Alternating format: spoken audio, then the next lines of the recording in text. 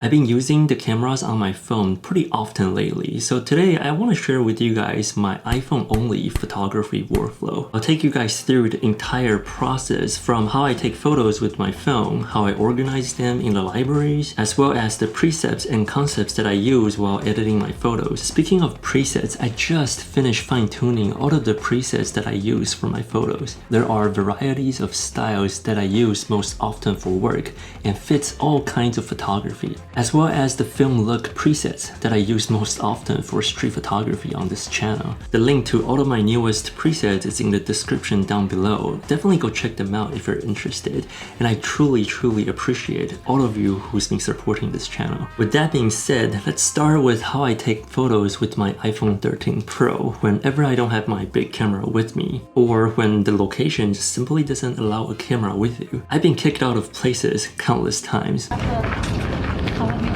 Oh, okay. But that does not stop me from creating.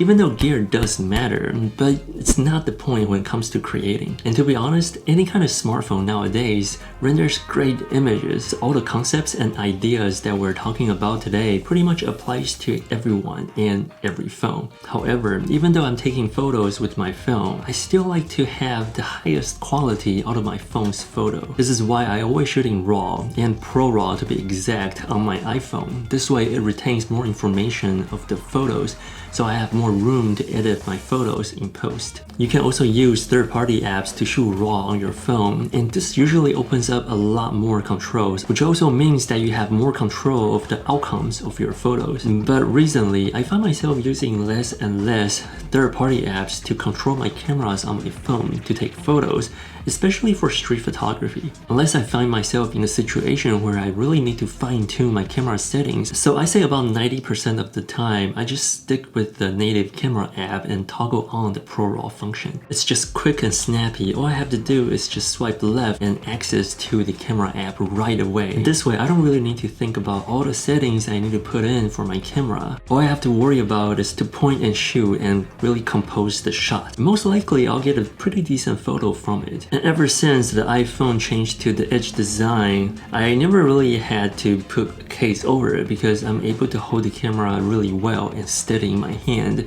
instead of like the previous design where it's kind of rounded on the edge and really slippery. But now I can actually just whip my phone out right away and take photos. But if you really want to have a better grip on your phone, there's a lot of different cases out there. But personally, I'm gonna just stick with the naked iPhone for now. And it's also very aesthetically pleasing, especially the design at the back. Now here's something to keep in mind while you're taking photos on your iPhone, and that is to always expose for the highlight, because you can always try to bring back the shadow, but not the highlight. If the highlights of your photo are blown out, then they're gone. There's no way to bring it back. On iPhone's native camera app, you can just tap to focus and drag the sun up or down to exposure shot. And if you know what you want to focus on, you can just tap and hold on the subject for the AE and AF lock. This way you don't have to worry about the auto exposure might go off and mess up the exposure or focus setting that you had in there previously. Usually I'll turn on the airplane mode on as well whenever I'm taking photos with my phone.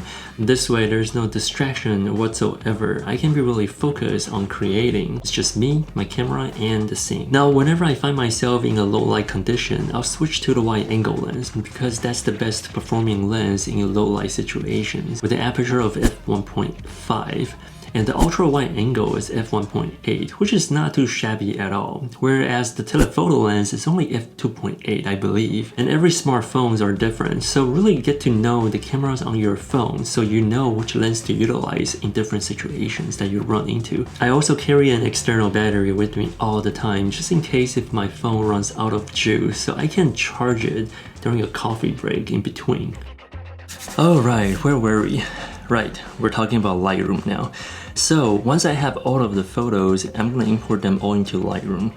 And then here's how I organize Lightroom, the mobile app. Usually I have every folder by year, and then once you go inside the year, every album or a big event, I'll organize them individually with the name of the year, month, and then date, followed by the name of the event so I can find it easily. And this is how I usually organize all the photos within different files and folders inside the Lightroom mobile app. And then after I have all the photos that I might want to edit, I'll throw all of them inside the Lightroom folder that I just created, and then go through them one by one with star ratings. And then I'll start editing the chosen one. But first, before you start editing, you'll want to have True Tone disabled inside the settings, because this will mess up how you perceive the colors in the image. And if you use multiple Apple devices like the iPad or a MacBook Pro or iMac, all of them has True Tone built in, so remember to turn them off before you edit your photos, or else the color will never be the same. Now here's some of the major concepts that I use while editing the photo. Most of the time I'll look at my photos and think which one of my presets will fit the most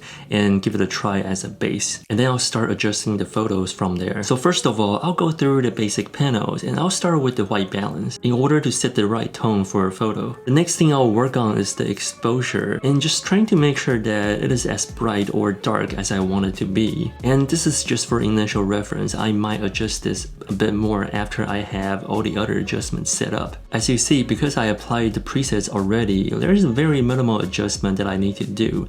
Most of them are just like tiny tweaks in order to bring out a certain aspect in the photo that I want to be shown. Now let's jump into the tone curve, but let me reset everything here from the presets so we can actually dive in and take a look at the tone curve as a whole. By the way, remember to turn on the histogram before you adjust the tone curve. You can turn it on in the 3 dots here and then view option, and then just press show histogram. This way you can look at the real-time live view of changes to the image while you're adjusting the tone curve. So basically what the tone curve does is that after the baseline exposure has been changed, we can then edit the image in more details with the sliders under tone, then adjust the contrast with the tone curve. If you take a look over here, the first 2 channels are great for adjusting contrast, and the other 3 RGB are for changing colors.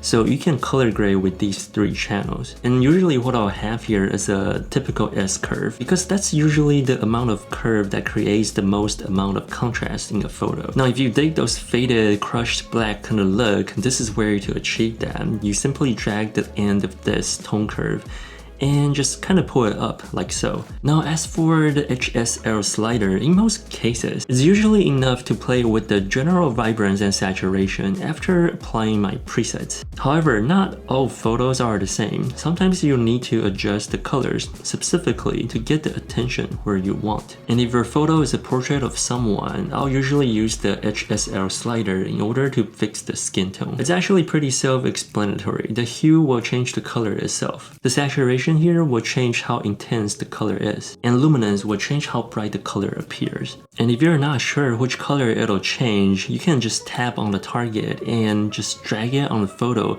of the place where you want to adjust, and then you can simply slide around to see which one matches the best for the skin tone of your model. So yeah, these are a few major concepts that I follow while I'm editing on my phone using the Lightroom mobile app. It's a lot of going back and forth and just small tweaks to the photos in order to make the subject pop, or however you want your audience to have the attention to on your photo. There's a whole bunch of stuff that we can talk about in Lightroom. But yeah, overall, this is kind of like an overview of my iPhone only photography workflow. It's pretty simple and straightforward, especially when I have a preset. All I have to do is to tweak a few things and colors here and there in order to make my photo pop. Hope you guys really enjoyed today's video, and again, the link to the presets will be down in the description.